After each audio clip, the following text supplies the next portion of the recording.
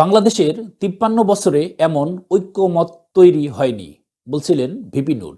বাংলাদেশের ৫৩ বছরে এমন রাজনৈতিক ঐক্যমত এর আগে তৈরি হয়নি বলে মন্তব্য করেছেন গণ অধিকার পরিষদের সভাপতি ও ঢাকসুর সাবেক ভিপি নুরুল হক নূর। সোমবার সকালে জাতীয় স্মৃতিসৌধে বীর শহীদদের প্রতি শ্রদ্ধা নিবেদন শেষে সাংবাদিকদের তিনি এ কথা বলেন। নূর বলেন, অধ্যাপক ডাক্তার মোহাম্মদ ইউনূসের নেতৃত্বে অন্তর্বর্তীকালীন সরকার জনগণের আশার প্রতীক।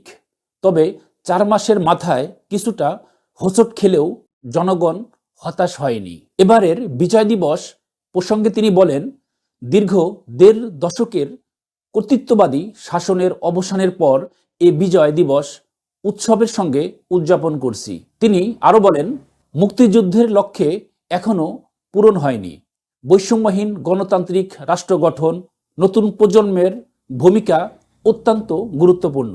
নূর আশা প্রকাশ করেন, অন্তর্বর্তীকালীন সরকার জনগণের আকাঙ্ক্ষা অনুযায়ী রাষ্ট্র সংস্কারের পথে এগিয়ে যাবে। তিনি আরও বলেন, বাংলাদেশ রাজনীতি করতে হলে ৭১-এর চেতনা মেনে করতে হবে। বিজয় দিবসে সোনারগাঁওয়ে বিএনপি ২ গ্রুপের সংঘর্ষ, আহত ১০ জন।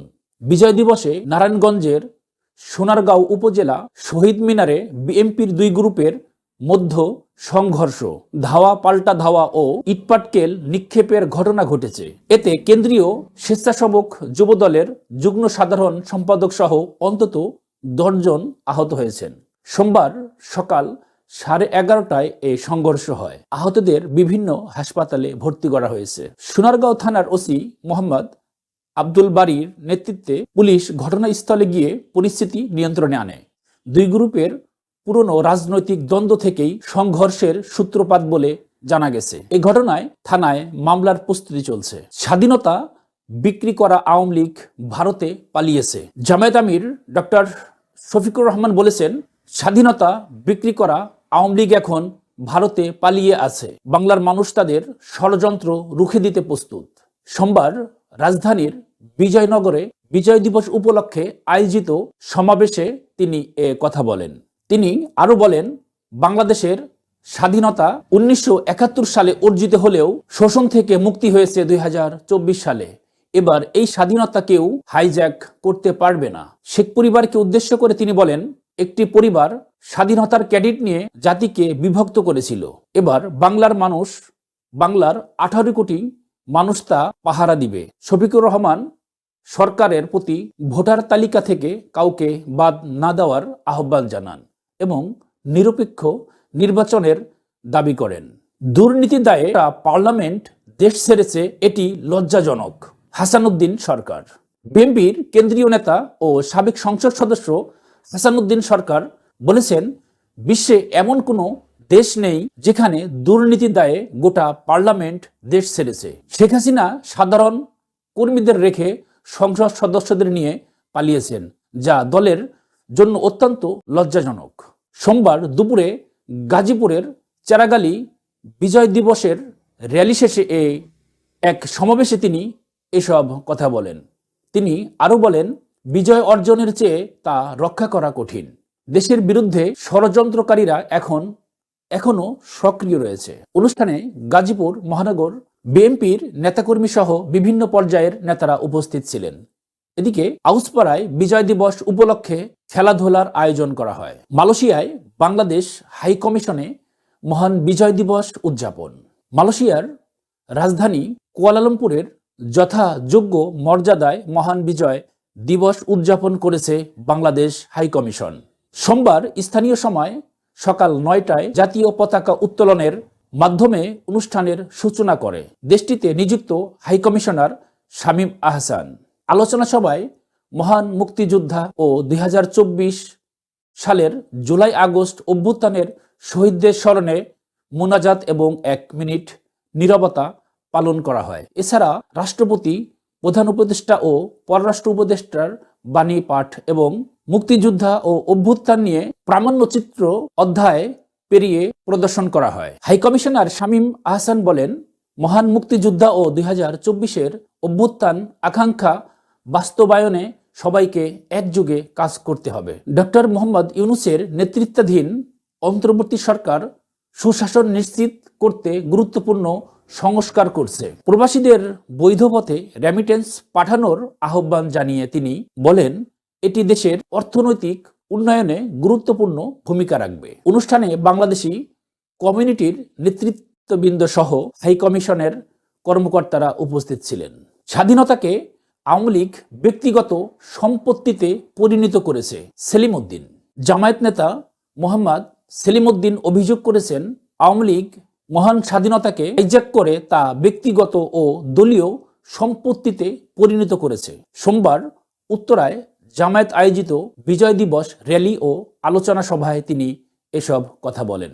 তিনি বলেন, শেখ হাসিনা জঙ্গিবাদের প্রধান পৃষ্ঠপোষক এবং মুক্তিযোদ্ধাকে ব্যবসায়িক পণ্য বানিয়েছে। তারা রাজনৈতিক প্রতিপক্ষকে রাজাকার ও জঙ্গি তকমা দিয়ে হয়রানি করেছে। আলোচনা সভায় অন্যান্য নেতারা আওয়ামী লীগের বিরুদ্ধে মুক্তিযুদ্ধের চেতনাকে বিকৃত করার অভিযোগ করেন। অনুষ্ঠানে সাংস্কৃতিক পরিবেশনা ও শহীদদের স্মরণে মোনাজাত করা হয়। সাবেক আইজিপি বেনজির আহমেদ ও পরিবারের বিরুদ্ধে দুদকের 4 মামলা। সাবেক আইজিপি বেনজির আহমেদ ও তার পরিবারের বিরুদ্ধে 74 কোটি টাকার জ্ঞাত আয়ের বাইরে সম্পদ অর্জন এবং তথ্য গোপনের অভিযোগে দুর্নীতি দমন কমিশন দুদক 4টি মামলা করেছে। দুদকের প্রাথমিক অনুসন্ধানে তারা স্ত্রী সন্তানদের নামে বিপুল সম্পদের তথ্য উঠে এসেছে। আদালত ইতিমধ্যেই তাদের 119টি সম্পত্তি, ঢাকার ফ্ল্যাট এবং ব্যাংক অ্যাকাউন্ট ও শেয়ারের অর্থ জব্দের নির্দেশ দিয়েছে।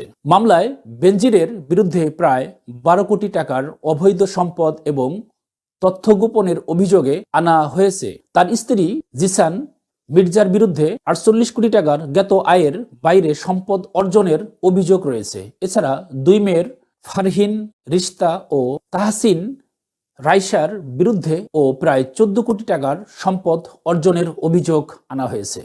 দুদকের অনুসন্ধান টিমের মতে এসব সম্পদ বেনজির আহমেদের অবৈধ আয়ের মাধ্যমে অর্জিত।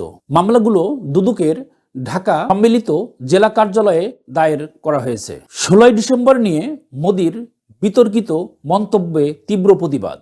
ভারতের প্রধানমন্ত্রী নরেন্দ্র মোদী 16 ডিসেম্বরকে বাংলাদেশের নয়, ভারতের বিজয় দিবস বলে দাবি করার পর সামাজিক যোগাযোগ মাধ্যমে শুরু হয়েছে তীব্র প্রতিবাদ।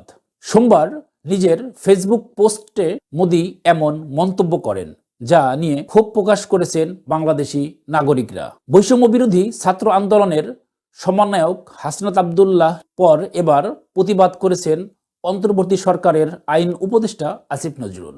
ফেসবুকে দেওয়া এক পোস্টে আসিফ নজরুল লিখেছেন, তীব্র প্রতিবাদ করছি। 16 ডিসেম্বর 1971 ছিল বাংলাদেশের বিজয়ের দিন। ভারতের ছিল এই বিজয়ের মিত্র, এর বেশি কিছু নয়। মোদির পোস্টে ঐতিহাসিক তথ্য বিকৃতির অভিযোগ তুলে তিনি বলেন, এটি বাংলাদেশের জনগণের অনুভূতিতে আঘাত।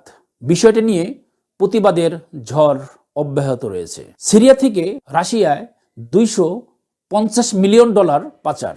সিরিয়ার ক্ষমতাচ্যুত আসাদ সরকার 2018 সালের মার্চ থেকে 2019 সালের সেপ্টেম্বর মধ্যে রাশিয়ায় প্রায় $250 মিলিয়ন পাচার করেছে। সোমবার ইকোনমিক টাইমসের এক প্রতিবেদনে উঠে এসেছে এই তথ্য।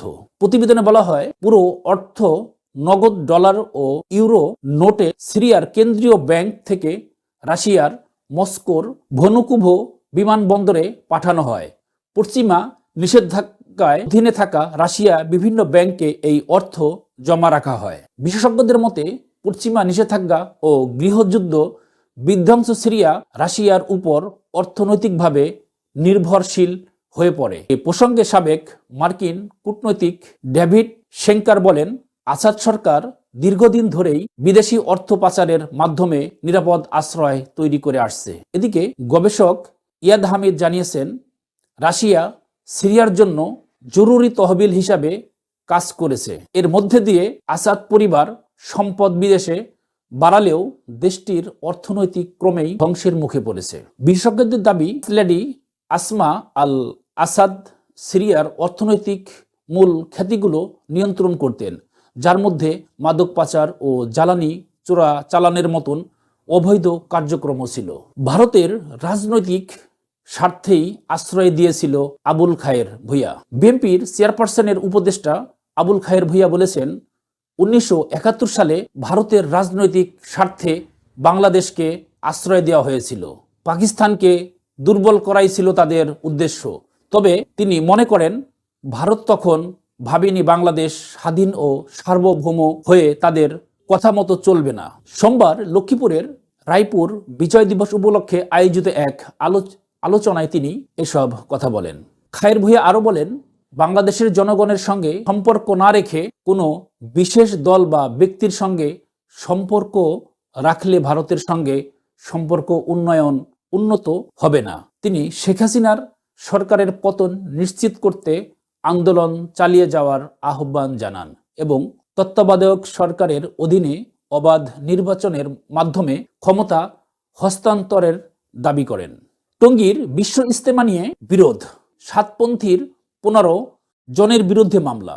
টঙ্গীর বিশ্ব ইজতেমা ময়দানে জোড়ো ইজতেমা নিয়ে বিরোধের জেরে সাতপন্থীদের শীর্ষ মুরব্বী সৈয়দ ওয়াসিফুল ইসলামের 15 জনের বিরুদ্ধে মামলা দায়ের করেছেন জুবাইরপন্থী মোহাম্মদ হোসেন। সোমবার দুপুরে সুরায়ে নিজামের মিডিয়া সমন্বয়ক হাবিবুল্লাহ রায়হান বিষয়টি নিশ্চিত করেছে। মামলায় বেপরোয়া গাড়ি চালিয়ে গুরুতর আঘাতের অভিযোগ আনা হয়েছে। এর আগে 12 ডিসেম্বর জুবাইরপন্থীরা বিচারের দাবিতে মহাসড়ক অবরোধ করলে হামলার ঘটনায় দুই পক্ষের মধ্যে উত্তেজনা ছড়িয়ে পড়ে। পাল্টাপাল্টি মামলায় উভয় পক্ষের এক অপরের বিরুদ্ধে অভিযোগ করেছে। টঙ্গী থানার ওসি ইস্কান্দার হাবিবুর রহমান জানান, দুই পক্ষেরই দুটি মামলার রেকর্ড রয়েছে। প্রসঙ্গত, আগামী বছর 2 পর্বে বিশ্ব ইজতেমা অনুষ্ঠিত হবে। জোর ইজতেমাকে কেন্দ্র করে সাতপন্থী ও জুবাইরপন্থীদের মধ্যে বিরোধ চলছে। 20 ডিসেম্বর সাতপন্থীদের জোর ইজতেমাকে ঘিরে উত্তেজনা আরও বাড়তে পারে বলে আশঙ্কা করা হচ্ছে। সিরিয়ায় সব সশস্ত্র গোষ্ঠী ভেঙে দেওয়ার ঘোষণা। আহমদ আল সারা, সিরিয়ার বিদ্রোহী গোষ্ঠী হায়াত তাহরির আল শামের HTS প্রধান আহমেদ আল সারা জানিয়েছেন, দেশটির সব সশস্ত্র গোষ্ঠী ভেঙে দেওয়া হবে এবং নতুন রাষ্ট্রীয় কর্তৃপক্ষ ছাড়া কারো হাতে অস্ত্র থাকবে না। রোববার এক সংবাদ সম্মেলনে তিনি বলেন, সশস্ত্র গোষ্ঠীর সদস্যদের সিরিয়ার সশস্ত্র বাহিনীতে বাধ্যতামূলক নিয়োগ করা হবে না। তাদের নির্দিষ্ট ক্ষেত্রে সংক্ষিপ্ত সময়ের জন্য তাদের নিয়োগের ব্যবস্থা রাখা হবে। আহমদ আল সারা আরও বলেন, ধ্বংসপ্রাপ্ত বাড়ি পুনর্নির্মাণ ও বাস্তুচ্যুতদের পুনর্বাসন তাদের প্রধান অগ্রাধিকার। পাশাপাশি সরকারি কর্মচারীদের বেতন 400% পর্যন্ত বাড়ানোর বিবেচনায় রয়েছে। এদিকে সিরিয়ার কেন্দ্রীয় ব্যাংক আমদানির সুবিধার্থে নতুন সিদ্ধান্ত জারি করেছে। তবে অর্থ পাচারের অভিযোগে উঠলে আমদানিকারকদের আইনের আওতায় আনার কথাও বলা হয়েছে। ইসরায়েলের অব্যাহত আক্রমণ প্রসঙ্গে তিনি বলেন, যুদ্ধ বিধ্বস্ত সিরিয়ায় আর কোনো নতুন সংঘাত সহ্য করার সামর্থ্য রাখে না। দেশের পুনর্গঠন স্থিতিশীলতা নিশ্চিত করাই এখন মূল লক্ষ্য। রাশিয়ার সঙ্গে সম্পর্ক নিয়ে আল সারা বলেন, তা এমনভাবে পরিচালিত হওয়া উচিত যাতে উভয় পক্ষের স্বার্থ রক্ষা পায়। কুষ্টিয়ায় প্রধান শিক্ষককে পিটিয়ে আহত, শিক্ষার্থীদের বিক্ষোভ।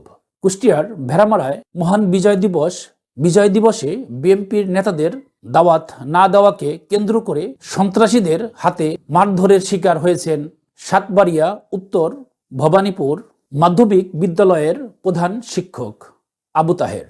সোমবার সকাল 9:30টায় বিদ্যালয়ের অফিস কক্ষে এই ঘটনা ঘটে। প্রত্যক্ষদর্শীরা জানান, বিএনপির ফরিদা ইয়াসমিন গ্রুপের নেতা মুস্তাক আহমেদ মিন্টু ও তার সহযোগীরা দাওয়াত না দেওয়ার অভিযোগ তুলে প্রধান শিক্ষকের উপর হামলা চালান।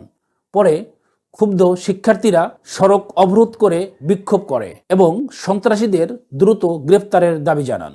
খবর পেয়ে আহত প্রধান শিক্ষককে উদ্ধার করে উপজেলা স্বাস্থ্য কমপ্লেক্সে ভর্তি করা হয়েছে। এই ঘটনায় এলাকায় উত্তেজনা বিরাজ করছে। শহীদ মিনারে ফুল দেওয়া নিয়ে যুবদল বিএনপির মারামারি। রৌমারীতে বিজয় দিবস শহীদ মিনারে ফুল দিতে গিয়ে যুবদল ও বিএনপির মধ্যে মারামারির ঘটনা ঘটেছে। সোমবার সকাল 8:30টার দিকে রৌমারী উপজেলা দাঁতভাঙ্গা স্কুল অ্যান্ড কলেজ শহীদ মিনার ফুল দিতে গিয়ে এই ঘটনা ঘটে। স্থানীয়রা জানান, প্রথমে বিএনপির পক্ষ থেকে ফুল দেওয়া হয়।